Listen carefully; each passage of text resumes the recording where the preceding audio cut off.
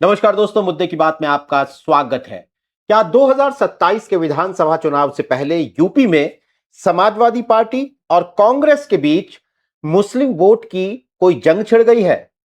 यह सवाल इसलिए क्योंकि सहारनपुर से कांग्रेस के सांसद इमरान मसूद ने एक बार फिर अखिलेश यादव पर जुबानी हमला बोला। इमरान मसूद का इस बार सीधा आरोप है कि अखिलेश यादव राम मंदिर के चंदा चोरी के चढ़ावे की चोरी के मुद्दे पर तो मुखर हैं, लेकिन यूपी में मुसलमानों के मुद्दों पर खामोश रहते हैं।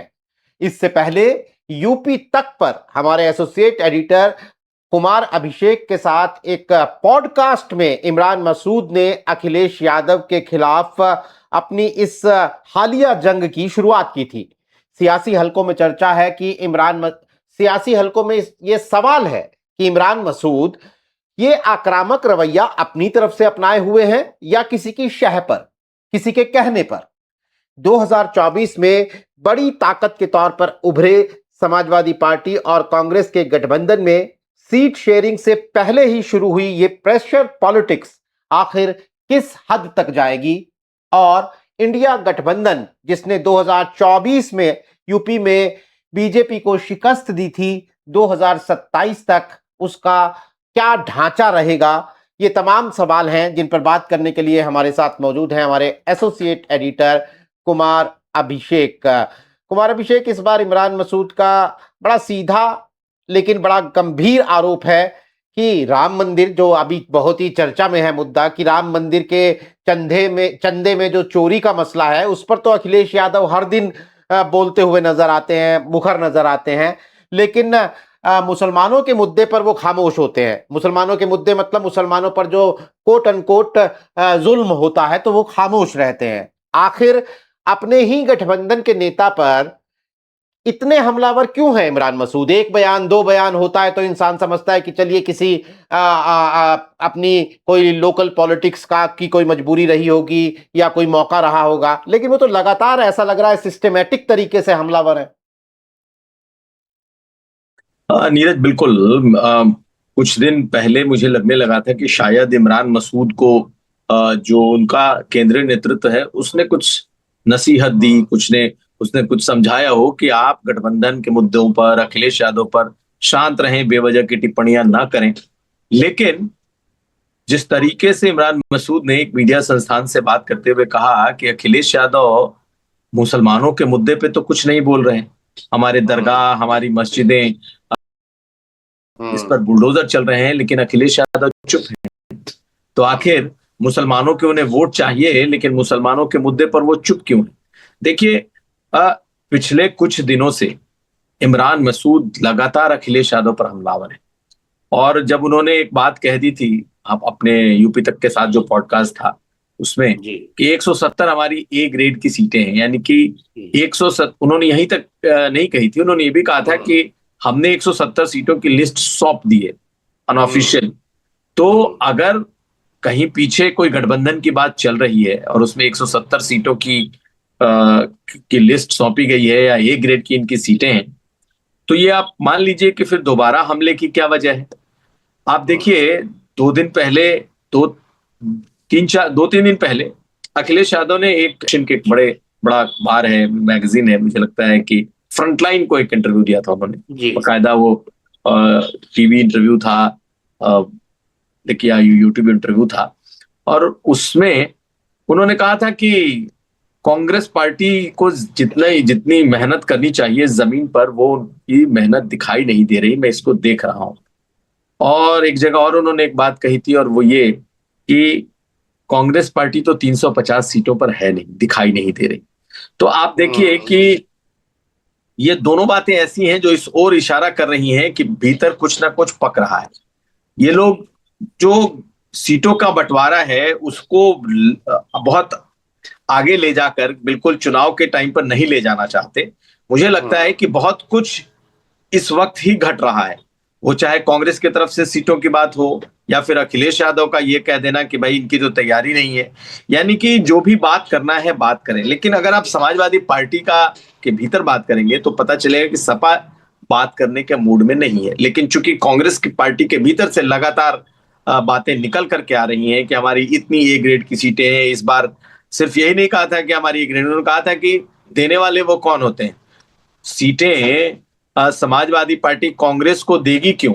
हम लोग साथ बैठ करके हम तय करेंगे कि हमारी सीट कौन सी है, हम कौन सी लड़ेंगे, आप कौन सी लड़ेंगे। इसमें देने वाली और दान और दाता जैसा भाव नहीं होना चाहिए। उन्होंने तो ये भी कहा था ना कि राहुल गांधी का हाथ थामना अखिलेश यादव की मजबूरी है। बिल्कुल। और ये भी कहा था कि अगर कोई आदमी इस वक्त देश में लड़ रहा है बीजेपी से तो राहुल गांधी है, और कोई नहीं लड़ रहा। तो जो भी लड़ रहा है उसको उसको राहुल गांधी के साथ आना होगा, उनका हाथ थामना होगा। तो उत्तर प्रदेश में भी राहुल गांधी का हाथ अखिलेश यादव को थामना होगा। ऐसी बातें कहीं उसके बाद अखिलेश यादव का ये बयान मुझे लगता है 3-4 दिन पहले का है। तो दोनों तरफ से अलग अलग आप देखें तो बातें निकल करके आ रही हैं, लेकिन एक बात तो साफ है कि ये गठबंधन को लेकर एक जो टसल है, गठबंधन को लेकर के एक जो जिसे कहते हैं ना मनमुटाव, तनाव, या फिर आप कह लें कि सीटों को लेकर के जो खींचतान है वो शुरू हो चुकी है। और इसी का ये नतीजा है कि अखिलेश यादव जैसा शख्स भी जब रिएक्शन दे रहा है तो आप मान लीजिए कि दोनों पार्टियों के बीच 2027 के गठबंधन को लेकर कुछ ना कुछ ऐसा है या ऐसा हो रहा है जो दोनों के शीर्ष नेताओं को पता है। मुझे लग रहा है कि इस वक्त ही ये गठबंधन की बात चल रही है अंदर खाने, और तभी इस तरह के बयान आ रहे हैं। नहीं तो अगर समाजवादी पार्टी इस वक्त बहुत ज्यादा गठबंधन पर बात करने के मूड में नहीं है, कांग्रेस पार्टी को लग रहा है कि बहुत लंबा खींचने का कोई मतलब नहीं है, कि चुनाव के वक्त में जाएं और पार्लियामेंट की तरह ही 6 सीटें ले, 7 सीटें ले लो, 8 सीटें ले लो, 10, 12, 14 सीटें ले लो, और उसके बाद जब सीटें हुई तो सीट के साथ कैंडिडेट भी हमारे ले लो। मुझे लग रहा है इस बार कांग्रेस पार्टी रेजिस्ट कर रही है समाजवादी पार्टी के तमाम जो प्रयास हो सकते हैं उनको पहले से ही भांप करके। और अखिलेश यादव ने भी इस बार भांप लिया है कि कांग्रेस पार्टी कम से कम इस बार ऐसी स्थिति बना के रखेगी कि वो ऐसा ना लगे कि वो एक दाता के रूप, वो याचक के रूप में है और समाजवादी पार्टी दाता के रूप में है।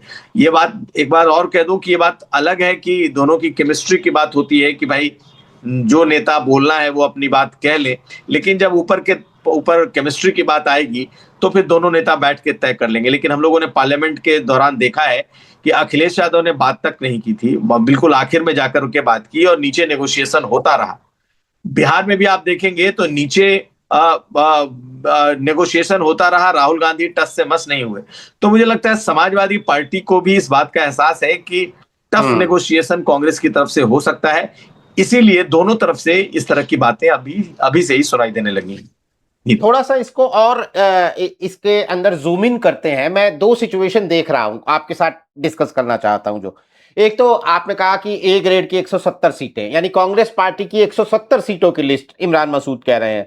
अखिलेश कह रहे हैं 350 सीट पर तो दिख ही नहीं रही है, यानी अखिलेश यादव उन्हें 50 पर ले आए हैं। भाई अगर आप 403 में से 350 पे दिख ही नहीं रहे हैं तो 50 पर ले आए हैं। तो एक तो ये 50 वर्सेस 170, ये बहुत बड़ा गैप है।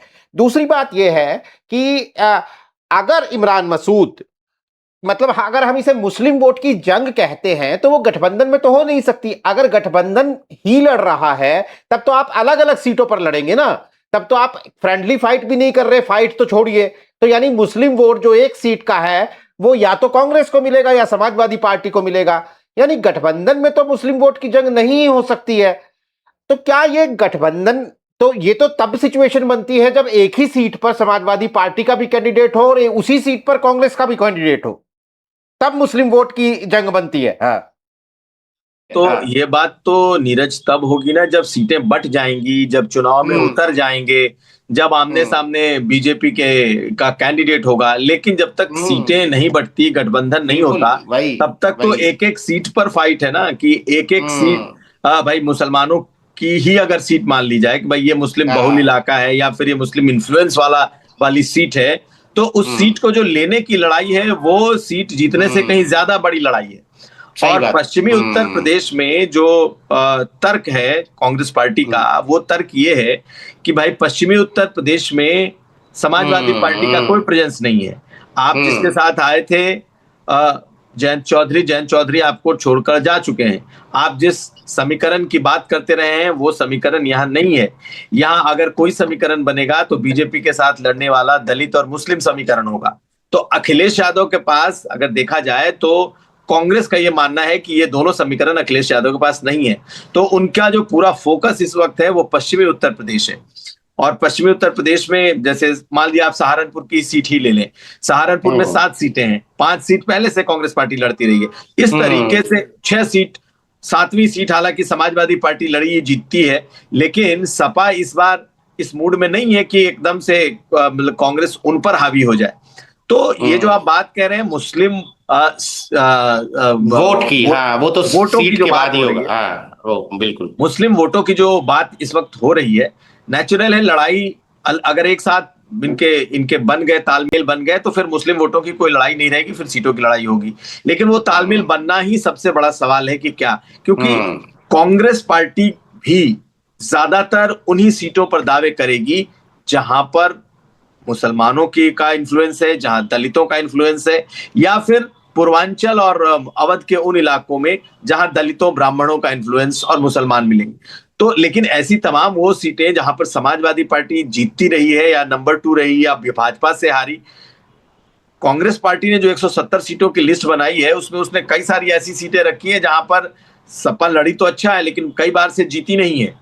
तो उन सब सीटों की भी लिस्ट इनके पास है। लेकिन जब मुस्लिम वोट की बात आएगी तो असल लड़ाई पहले ही शुरू होगी कि भाई सीटों में ये सीट, ये मुस्लिम बहुल है, ये हमारी सीट है, ये मुस्लिम इन्फ्लुएंस की सीट है, इस पर मैं लड़ूंगा, इस पर आप लड़ेंगे। ये लड़ाई बड़ी कड़ी है। तो मुझे लगता है कि जितना आसान कोई समझ ले कि दोनों के बीच सीटों का बंटवारा बहुत आसान हो जाएगा, वो वैसा दिखाई नहीं दे रहा। अगर आप 17 सीट जो लड़ी थी कांग्रेस पार्टी पार्लियामेंट में, अगर उसके हिसाब से भी देखें तो लगभग 100 सीटों के आसपास वो आता है।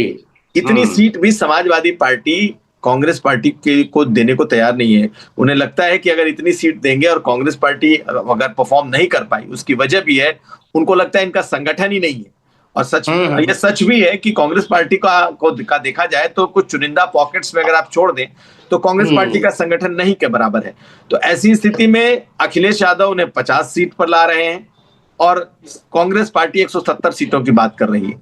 तो क्या दोनों के बीच का कोई रास्ता निकलेगा इस बार? जिस तरीके से कांग्रेस और समाजवादी पार्टी भिड़े हुए हैं तो देखना है। लेकिन दोनों ने एक तरीके से अपनी अपनी पोजीशनिंग तो कर ली। थोड़ा सा सवाल को मैं और डायरेक्ट पूछ रहा हूं कि आज से 15 दिन पहले तक जब हम बात करते थे या हफ्ते भर पहले तक भी बात करते थे, मैंने पिछली बात आपसे 16 तारीख को की थी, यानी तकरीबन 8 दिन पहले, तब भी हम ये बात कर रहे थे कि नहीं गठबंधन तो है, ये प्रेशर पॉलिटिक्स हो रही है।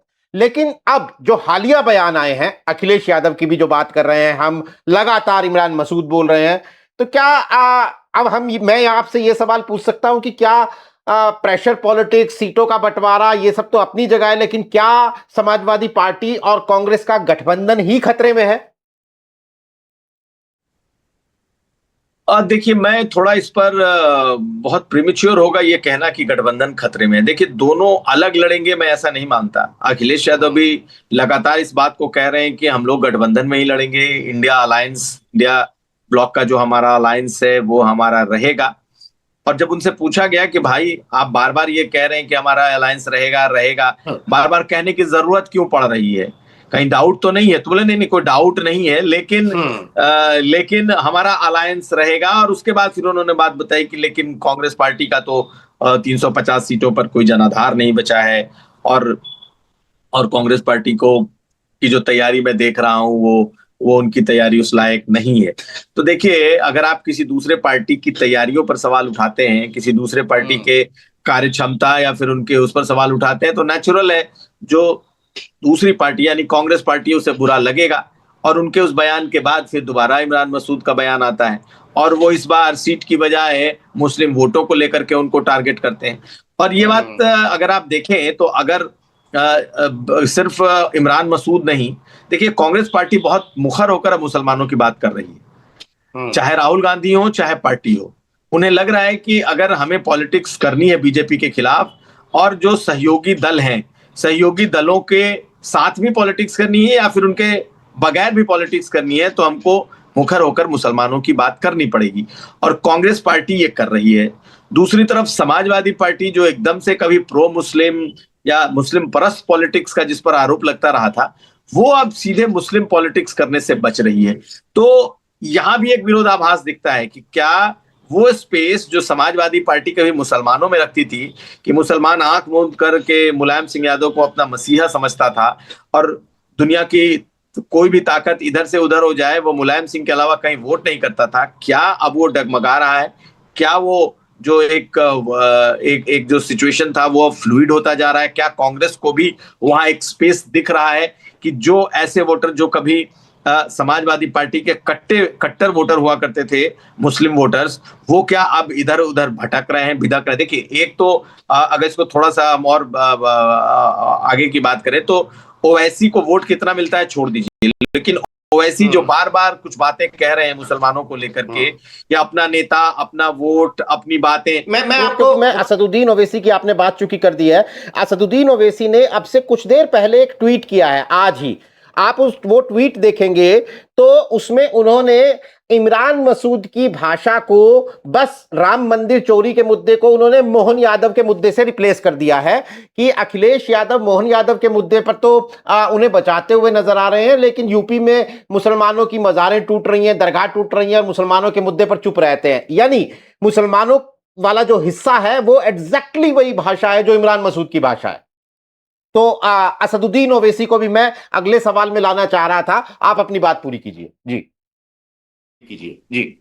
नहीं, आपने जब बात छेड़ दी है तो ये बात तो मैंने भी वो ट्वीट देखा है, और उन्होंने सिर्फ यही नहीं कहा, उन्होंने तो अपनी पॉलिटिक्स के हिसाब से ये बात, मैंने इसी को आज अपने आज की यूपी शो के लिए भी इसको मैंने लिया है कि कैसे असदुद्दीन ओवैसी मोहन यादव और अखिलेश यादव को भाई भाई करार दे रहे हैं कि भाई मोहन यादव पर अगर किसी तरह का कोई संकट आया तो अखिलेश यादव उनके लिए ढाल बनकर खड़े हो गए हैं, और जितना बीजेपी नहीं उनका बचाव कर पा रही है, या बीजेपी के भीतर से मोहन यादव के खिलाफ बातें उठ रही हैं, उतना उससे बड़ा बचाव तो अखिलेश यादव कर रहे हैं। और ये सूट कर रहा है असदुद्दीन ओवैसी को अपने लोगों तक बड़ी साफ सुथरी, सीधे तौर पर अपना एक मैसेज भेजने के लिए कि देखो, तुम जिसे वोट करते हो, तुम जिसे मसीहा मानते हो, वो आज किसके लिए खड़ा है? मुसलमानों के लिए तो शायद नहीं बोलते, लेकिन मोहन यादव के लिए वो बोलते दिख रहे हैं। अब अखिलेश यादव ने जो बातें कही हैं वो क्या सिर्फ मोहन यादव के बचाव में कही है? क्या वो यादव है इसलिए कही है, या फिर अखिलेश यादव इसी बहाने बीजेपी का जो केंद्रीय नेतृत्व है, यानी कि मोदी और अमित शाह, और उत्तर प्रदेश में योगी आदित्यनाथ मुख्यमंत्री को घेरने की उनकी कोशिश है? लेकिन जिस तरह के उनके बयान आए, उसने निश्चित तौर पर मौका तो दे ही दिया है असदुद्दीन ओवैसी को कि अब वो एक बार फिर से ये कहें, कथित तौर पर ये एक्सपोज करने की कोशिश करें कि देखो, अखिलेश यादव मुसलमानों के नेता नहीं है, अखिलेश यादव यादवों के नेता हैं। तो ये चीजें तो बड़ी साफ सी दिखाने की कोशिश की है असदुद्दीन ओवैसी ने। लेकिन जिस बात की चर्चा हम लोग कर रहे थे कि मुस्लिम वोटों को लेकर के जो एक सिचुएशन बना हुआ है, देखिए, कांग्रेस पार्टी अब खुलकर मुस्लिम वोटों की बात करती है, मुसलमानों की बात की, जो मैं कह रहा था। अखिलेश यादव अब सीधे उस पॉलिटिक्स से बचते हैं, वो उसमें पीडीए की आड़ लेते हैं एक तरीके से कि भाई पिछड़ा दलित अल्पसंख्यक होगा। आप देखें तो ये एक ऐसा इशू है जो भावनात्मक रूप से बहुत सारे लोगों को इस वक्त कहीं ना कहीं परेशान कर रहा है कि क्या यही वो समाजवादी पार्टी है जो खुल करके मुसलमानों की बात करती थी। लेकिन अखिलेश यादव, अब जिसे हम कह सकते हैं कि सॉफ्ट हिंदुत्व की तरफ भी दिखते हैं, मंदिर अपनी बना रहे हैं, उसकी फोटो, तस्वीरें, भंडारे, ज्योतिष, तमाम तरह की अखिलेश यादव बातें करते दिखते हैं। लेकिन यही बात अब ओवैसी और यही बात अब इमरान मसूद कर रहे हैं कि भाई मुसलमानों के मुद्दे पर अखिलेश खामोश क्यों हैं? क्यों उन्हें जो मस्जिद या दरगाह जिन्हें अतिक्रमण के नाम पर हटाया जा रहा है उस पर अखिलेश यादव नहीं बोल रहे? हालांकि ऐसा नहीं कि अखिलेश यादव नहीं बोल रहे हैं, अखिलेश यादव बोलते हैं, हर मुद्दे पर बोलते हैं, लेकिन थोड़ा संभल कर बोलते हैं। अंदर सिर्फ इतना ही है कि वो उस भाषा में नहीं बोलते जिस भाषा में लोग उम्मीद करते हैं, या जिस भाषा में पहले समाजवादी पार्टी बोल दिया करती थी। तो अब इसकी बहुत सारी वजह हो सकती है। आप देखिए किस तरीके से ममता बनर्जी चुनाव हार गई, खुल करके उन्होंने मुस्लिम पॉलिटिक्स की थी, बिहार हार गए, महाराष्ट्र, इसके अलावा आप देख लें तो हरियाणा, सब हार गए। तो अब अखिलेश यादव ने अपनी स्ट्रेटजी बदली है। अब जैसे ही उन्होंने ये स्ट्रेटजी बदली है, वैसे ही चाहे असदुद्दीन ओवैसी हो या फिर कांग्रेस पार्टी का मुस्लिम नेतृत्व, सबने अखिलेश यादव को यहां पर घेरना शुरू कर दिया, उन्हें एक तरीके से घेर लिया है। अब अखिलेश यादव आने वाले वक्त में क्या जिस पॉलिटिक्स की राह लेकर के वो चल रहे हैं, क्या वैसे ही चलेंगे या फिर बदलेंगे? मुझे नहीं लगता कि बदलेंगे, क्योंकि उन्होंने एक तरीके से जो पीडीए की बात की है, बस वो पीडीए से न इधर खिसकेंगे ना उधर खिसकेंगे। और जिस बात मोहन यादव की चल रही है, तो मोहन यादव के बचाव में भी उनका कहीं ना कहीं उनको एक फायदा दिखाई देता है कि देखो बीजेपी के भीतर अगर कोई पीडीए का चेहरा है, उसको कॉर्नर करने की कोशिश हो रही है, उसको ठिकाने लगाने की कोशिश हो रही है, तो मैं हूं जो खड़ा हूं, वो बेशक बीजेपी का होगा लेकिन वो पीडीए का है। तो एक मैसेज उन्होंने ये देने की कोशिश की है। हाँ, मुस्लिम वोटों को लेकर जरूर थोड़े डिफेंसिव है, मुस्लिम इश्यूज को लेकर के, और जिस पर कांग्रेस पार्टी हो या ओवैसी हो वो घेर रहे हैं। ओवैसी से फर्क उनको नहीं पड़ता, कांग्रेस पार्टी अगर घेरेगी तो उनको फर्क पड़ता है, क्योंकि दोनों के वोट बैंक अब लगभग एक ही है। इंटरेस्टिंग। एक तरफ असदुद्दीन ओवैसी, ओम प्रकाश राजभर के लगातार हमले, और ऐसे में इमरान मसूद की शक्ल में कांग्रेस पार्टी के एक सीनियर नेता अखिलेश यादव को लेकर, अखिलेश यादव पर मुस्लिम वोट को लेकर लगातार हमलावर हैं। वाकई सिचुएशन जो है, हालात जो हैं, वो लगातार नई नई शक्ल अख्तियार कर रहे हैं। और देखिए, जैसे जैसे चुनाव करीब आएंगे, हमें ये हालात और उलझते हुए नजर आएंगे, क्योंकि हम आज मुस्लिम वोट की बात कर रहे हैं दोस्तों। हमने हाल में ब्राह्मण समाज के वोट की बात की थी, जहां मायावती अपनी गोलबंदी करती हुई नजर आती हैं। इसके अलावा दलित वोट है, जहां राहुल गांधी की शक्ल में कांग्रेस पार्टी अपनी गोलबंदी करती हुई नजर आती है। यानी हर धड़े के हर वोट पर तमाम पार्टियों की अपनी अपनी गोलबंदी, अपनी अपनी राजनीति और रणनीति है, जो आने वाले दिनों में और सूक्ष्म होगी, तीखी होगी और दिलचस्प भी होगी। हमारी नजर उस पर बनी रहेगी। आज इस कार्यक्रम में शिरकत करने के लिए कुमार अभिषेक, आपका बहुत बहुत शुक्रिया। तमाम दर्शकों का भी आभार। दोस्तों, नमस्कार।